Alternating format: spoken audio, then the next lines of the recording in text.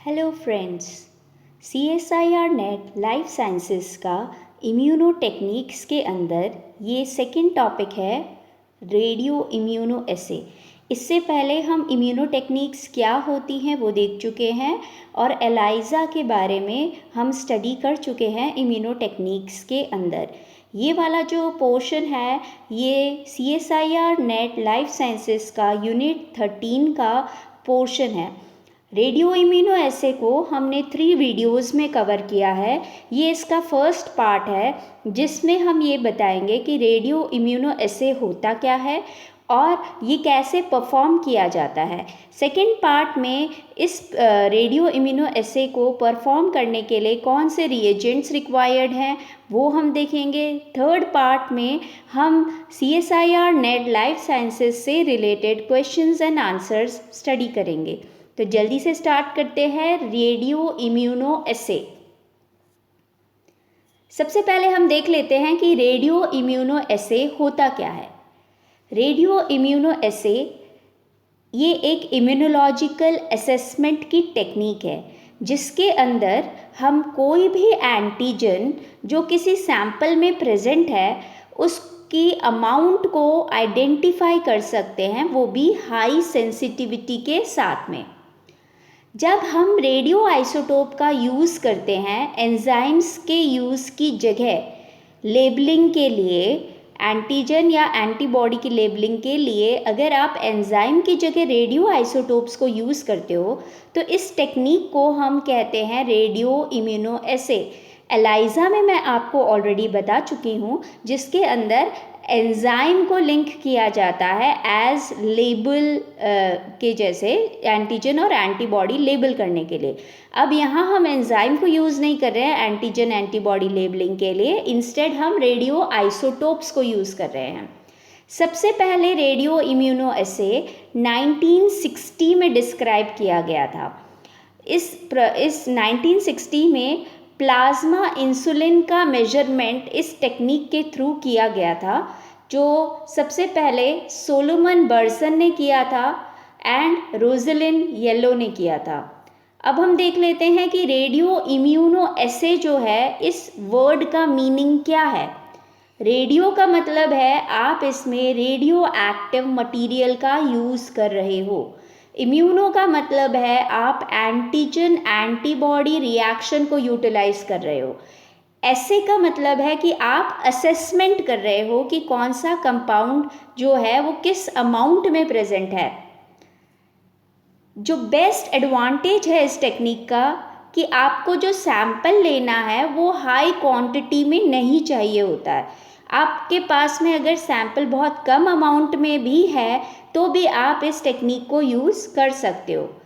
Radio immuno एसे बहुत ही ज़्यादा specific और बहुत ही ज़्यादा सेंसिटिव तरह का एक इम्यूनो असेसमेंट टेक्निक होती है। नाउ हम इसका प्रिंसिपल देख लेते हैं कि रेडियो इम्यूनो एसे के पीछे प्रिंसिपल क्या है। सबसे पहले इसमें 3 बेसिक प्रिंसिपल्स इन्वॉल्व होते हैं जो इसको हाई सेंसिटिविटी देते हैं। पहला प्रिंसिपल है एक स्ट्रॉन्ग इम्यून रिएक्शन। तो एंटीजन और एंटीबॉडी का जो रिएक्शन है इसका फर्स्ट बेसिक प्रिंसिपल है। सेकंड प्रिंसिपल है कॉम्पिटिटिव बाइंडिंग रिएक्शन।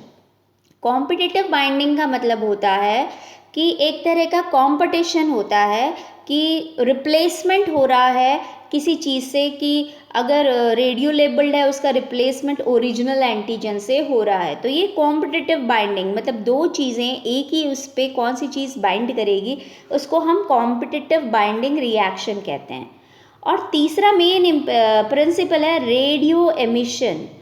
तो जो रेडियो एक्टिव आइसोटोप्स हम यूज़ करते हैं उनसे जो रेडियो एमिशन होता है वो भी इसे स्पेसिफिसिटी देता है। तो 3 बेसिक प्रिंसिपल हैं immune binding reaction, competitive binding reaction and radio emission. अब हम इसका मेथड देख लेते हैं। सबसे पहला स्टेप, हमें माइक्रो टाइटर प्लेट में एंटीबॉडी ऐड करनी है। सेकेंड स्टेप में इसी प्लेट के अंदर हमें एंटीजन ऐड करने हैं, लेकिन उससे पहले हम हमारे वो एंटीजन्स रेडियो एक्टिवली लेबल करेंगे। थर्ड स्टेप में हम क्या करेंगे ये जो लेबल्ड किससे लेबल किया है हमने, रेडियो एक्टिव आइसोटोप से लेबल किया है। अब ये जो रेडियो लेबल्ड एंटीजन है इसको हम इस वेल के अंदर डाल देंगे तो ऑब्वियसली एंटीजन और एंटीबॉडी रिएक्शन हो जाएगा। तो इस प्रोसेस में जब आप उस माइक्रो टाइटर वेल की रेडियो एक्टिविटी लेबल मेजर करोगे तो वो 100% होगी, क्योंकि सारी जो एंटीबॉडी की साइट्स है वो रेडियो लेबल्ड एंटीजन से बाउंड है। नेक्स्ट प्रोसेस में हम क्या करते हैं कि स्टैंडर्ड कर्व बनाते हैं। स्टैंडर्ड कर्व कैसे बनाया जाता है, स्टैंडर्ड कर्व बनाने के लिए हम अनलेबल्ड एंटीजन यूज़ करते हैं। अनलेबल्ड एंटीजन जिसको रेडियो एक्टिवली लेबल नहीं किया हुआ है। तो सपोज आप 1 नैनोग्राम अनलेबल्ड एंटीजन इस वाले वेल में डालते हो तो कॉम्पिटिटिव बाइंडिंग के थ्रू कुछ जो अमाउंट है रेडियो लेबल्ड का वो रिप्लेस हो जाएगा। बिकॉज वो रिप्लेस होगा अनलेबल्ड से तो हम उसकी फिर रेडियो एक्टिविटी मेजर करेंगे। इसी तरह से हम जब 2 नैनोग्राम डालते हैं तब रेडियो एक्टिविटी मेजर करेंगे, 3 नैनोग्राम पे रेडियो एक्टिविटी मेजर करेंगे कि कितना डिस्प्लेसमेंट हुआ है।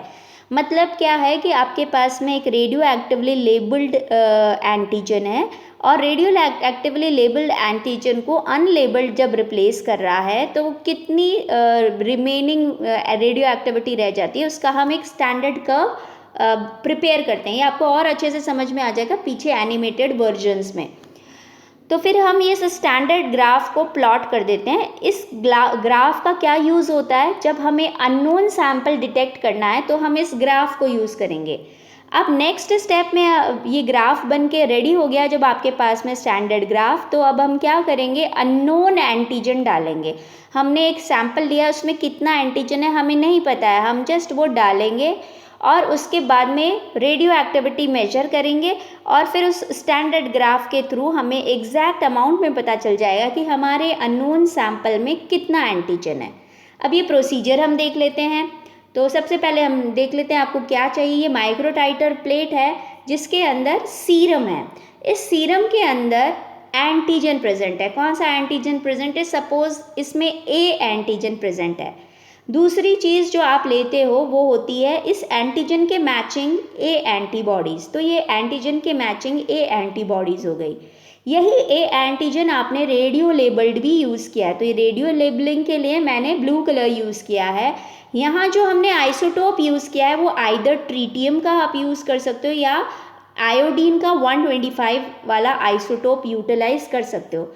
और ये आपका अनलेबल्ड एंटीजन है जो हम रेड कलर से शो कर रहे हैं। तो मतलब radio labelled A antigen blue colour से शोन है और radio unlabelled A antigen red colour से शोन है। अब हम इसका रिएक्शन देख लेते हैं। ये आपका माइक्रो टाइटर वेल है। इस माइक्रो टाइटर वेल के अंदर एंटीबॉडीज़ प्रेजेंट है। जब आप इसमें एंटीजन एक्सेस अमाउंट में डालते हो रेडियो लेबल्ड तो सारी की सारी साइट्स बाइंड हो जाती हैं और कुछ जो है वो अनबाउंड भी रहता है। तो जब आप वॉशिंग करते हो तो वो अनबाउंड वॉश ऑफ हो जाता है। ठीक है, नेक्स्ट स्टेप में हम देख लेते हैं। यहाँ पे ये सारी बाइंडिंग है। अब ये आपका अनलेबल्ड एंटीजन है जो आपने 2 नैनोग्राम लिया है स्टैंडर्ड कर्व बनाने के लिए। स्टैंडर्ड कर्व बनाने के लिए जैसे आप 1 नैनोग्राम 2 नैनोग्राम, तो अभी आपने यहाँ अनलेबल्ड एंटीजन लिया है 2 नैनोग्राम। तो जब ये 2 नैनोग्राम एंटीजन इसमें पोर किया जाएगा तो कॉम्पिटिटिव क्या होगा, रिप्लेसमेंट होगा। तो कंपटीशन के थ्रू ये जो है रेडियो लेबल्ड एंटीजन को रिप्लेस करेगा। तो ऑब्वियसली रेडियो एक्टिविटी 100% से कम हो जाएगी। और ये वाली जो रेडियो एक्टिविटी है इसी तरह से हम अलग अलग अनलेबल्ड का रेडियो एक्टिविटी मेजर करके एक स्टैंडर्ड ग्राफ कंस्ट्रक्ट करते हैं। जहाँ तो ये हमारे पास में एक स्टैंडर्ड ग्राफ आ जाता है। इस स्टैंडर्ड ग्राफ की हेल्प से आप अननोन सैंपल को आइडेंटिफाई कर सकते हैं। अब हम देखते हैं इस स्टैंडर्ड ग्राफ की हेल्प से हम कैसे अननोन सैंपल को आइडेंटिफाई करते हैं। सपोज ये आपका अननोन सैंपल है। अब इसमें तो आपको पता भी नहीं है कि एंटीजन किस अमाउंट में प्रेजेंट है। तो ये सीरम सैंपल है। इस सीरम सैंपल के अंदर आपको फाइंड करना है कि ए एंटीजन कितने अमाउंट में प्रेजेंट है। तो जब आप ये सीरम सैंपल पोर कर रहे हो तो ऑब्वियसली कॉम्पिटिटिव रिप्लेसमेंट हो रहा है और आपने रेडियो एक्टिविटी मेजर की, कितनी मेजर आई, 40% रेडियो एक्टिविटी आई। अब इस 40% रेडियो एक्टिविटी को हम स्टैंडर्ड कर्व पे प्लॉट करेंगे। ये 40% रेडियो एक्टिविटी को आपने स्टैंडर्ड कर्व पे प्लॉट किया और जब आप इसको ज्वाइन करोगे तो आपको क्या पता चल रहा है कि अनलेबल्ड एंटीजन, मतलब इस सैंपल में अनलेबल्ड एंटीजन कितने अमाउंट में प्रेजेंट है, 6 नैनोग्राम अमाउंट में ये सैंपल में प्रेजेंट है। तो ये आज हमने देखा रेडियो इम्यूनो एसे का जो टेक्निक है वो कैसे उसके अंदर की जाती है। ये इसका जो सेकंड पार्ट है उस सेकंड पार्ट में हम इसमें जो जो चीज़ें रिक्वायर्ड है वो देखेंगे और थर्ड पार्ट में इसके क्वेश्चंस देखेंगे।